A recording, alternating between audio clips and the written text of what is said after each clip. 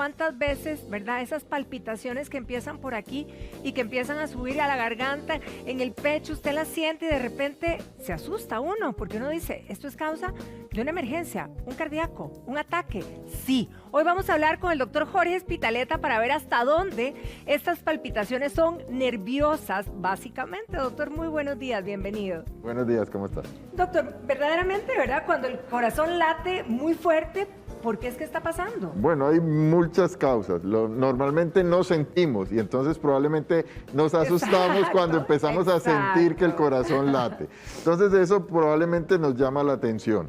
Uno podría identificar que es algo por un estímulo externo cuando está sucediendo algo que te estrese. Por ejemplo, el cuerpo se prepara. Cuando uno piensa que está pasando, por ejemplo, como que hablaban por un sitio oscuro, que lo que puede asustar, el corazón empieza a latir más rápido porque empieza a llenar de oxígeno y de sangre algunos músculos que nos van a preparar para la defensa, para salir corriendo, para hacer algo de defensa. Entonces eso es una respuesta fisiológica normal.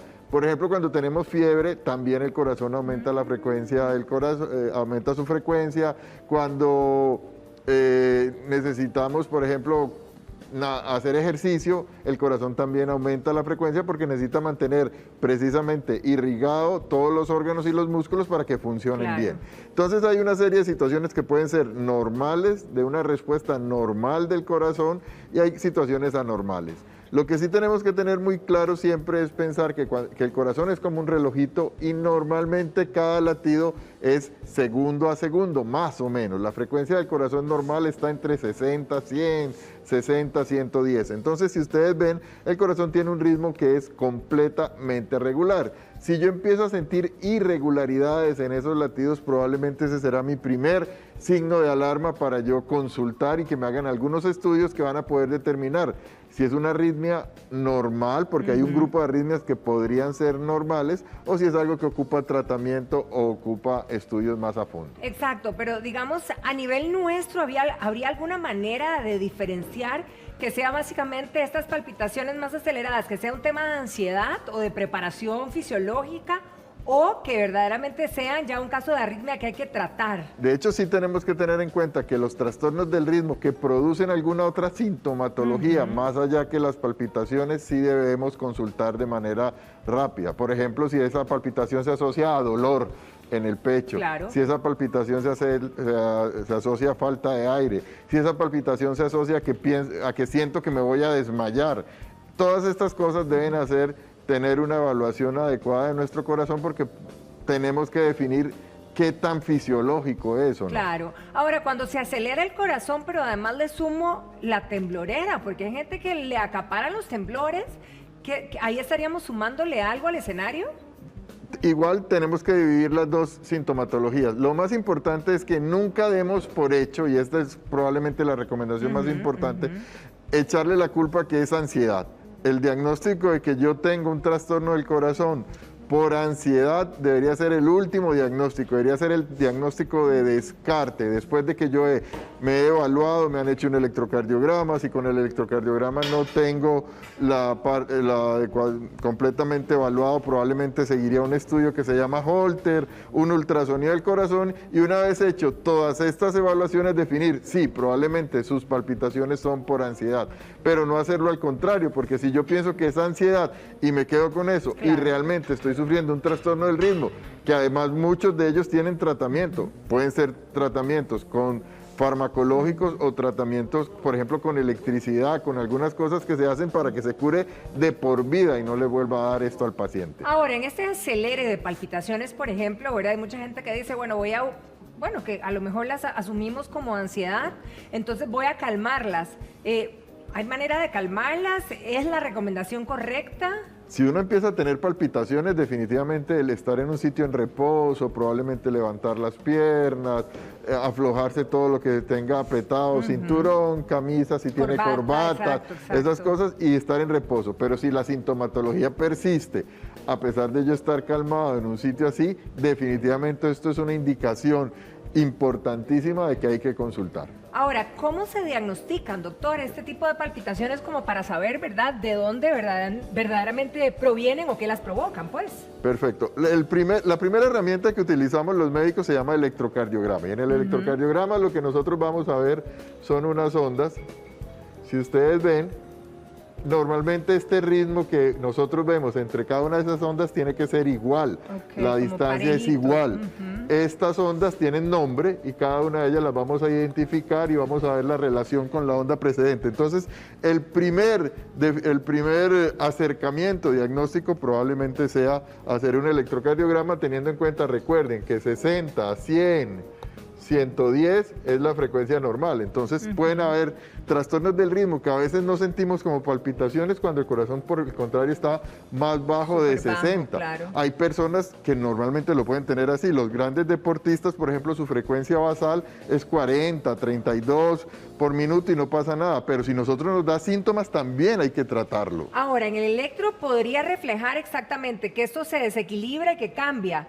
Pero eso nos determina a qué se deben esas palpitaciones. Normalmente hay causas que nos determinan. Entonces, por ejemplo, la arritmia más frecuente en personas de edad es un trastorno del ritmo que se llama una fibrilación auricular. Esa es muy frecuente en personas mayores de 60, 65 años y hay que dar tratamiento. Tratamiento uno para controlar la frecuencia y otros tratamientos, por ejemplo, para evitar que como el corazón, por decirlo de alguna manera, late de arriba hacia abajo y de derecha a izquierda.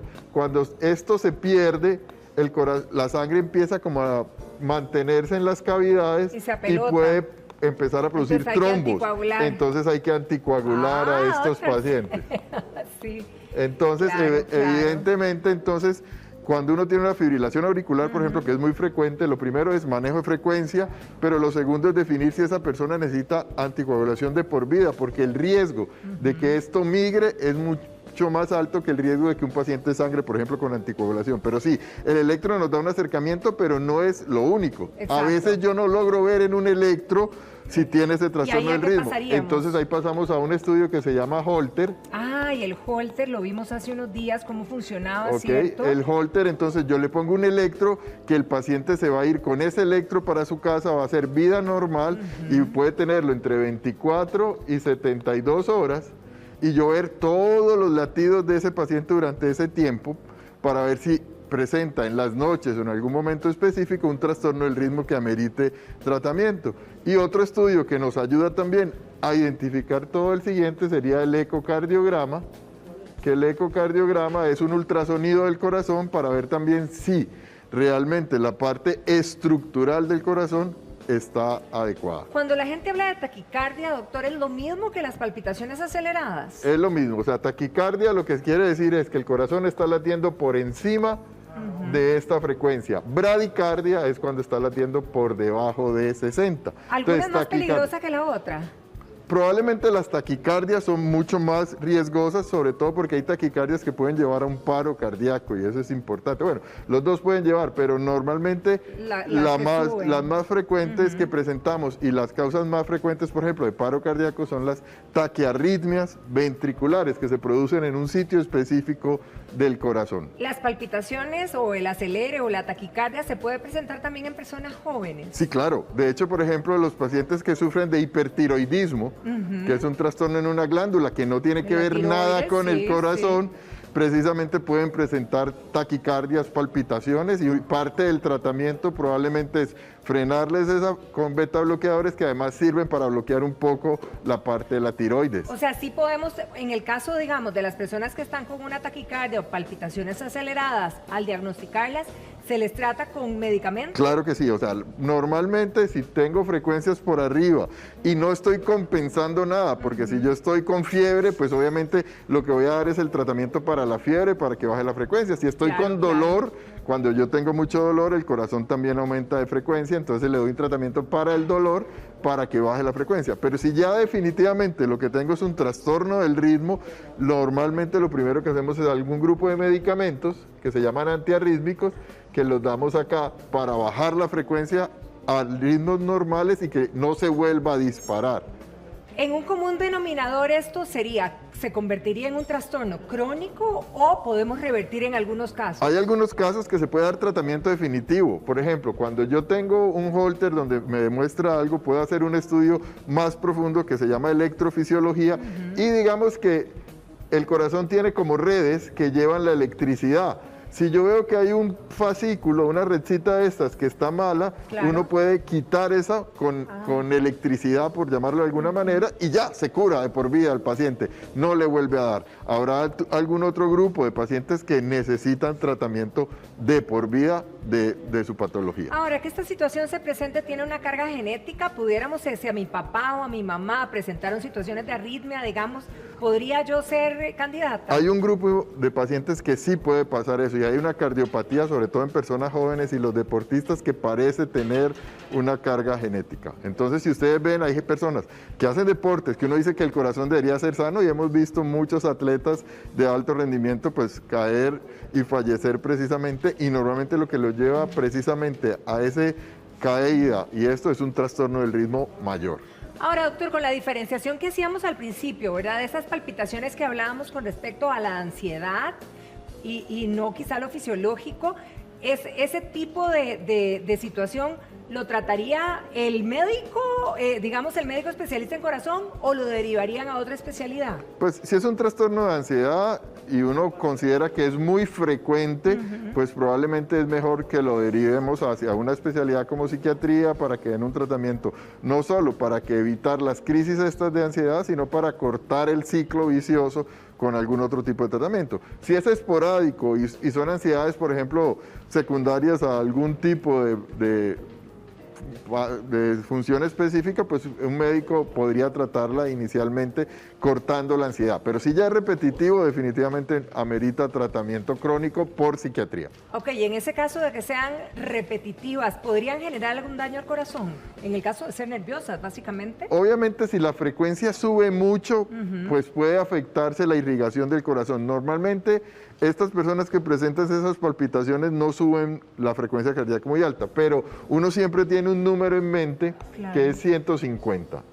Si su frecuencia cardíaca sube por arriba de ahí, probablemente puede empezar a sufrir, precisamente. Entonces, uno normalmente no debería subir por arriba de 150 los latidos cardíacos cuando presenta estas alteraciones, porque con esta frecuencia uno logra mantener más o menos una circulación dentro del corazón adecuada.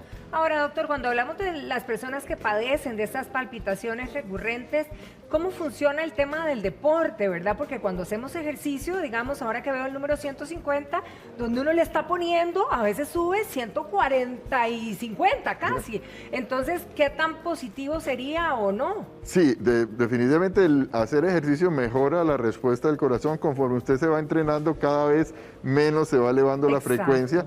Si hay un grupo de medicamentos que pueden hacer que usted responda más lento, entonces probablemente esos pacientes van a requerir más tiempo de adecuación con el tratamiento, porque si yo les bloqueo la frecuencia, cuando se empiecen a exigir, se van a sentir muy cansados o pueden inclusive llegar a desmayarse, porque no tienen el flujo adecuado. Entonces sí es un proceso que tienen que llevar precisamente de acuerdo con su médico y decir, ok, ¿cuánto puedo hacer y qué puedo hacer? Y ver cómo es la respuesta de su corazón a los ejercicios, porque puede que de verdad su corazón necesite aumentar a 150, pero el medicamento no se lo permite. Exacto. Entonces voy a sentirme también mal. Entonces es un proceso que tiene que llevarse a adecuación, pero definitivamente el ejercicio controlado es una perfecta respuesta para el corazón. Por lo menos caminar es lo primero que le vamos a decir, 3 o 4 veces por semana, que ir contando los metros, ir subiendo progresivamente. No pensemos que porque tengo un problema o porque quiero bajar de peso voy a empezar a correr una maratón, porque eso precisamente es el error más grande. Entonces tiene que ser paulatino, aún en personas que no tomen medicamentos. Doctor Espitaleta, como siempre, un placer. Muchísimas gracias por aclararnos el panorama. Que pase feliz día, doctor. Igual, muchas que gracias. Estén bien.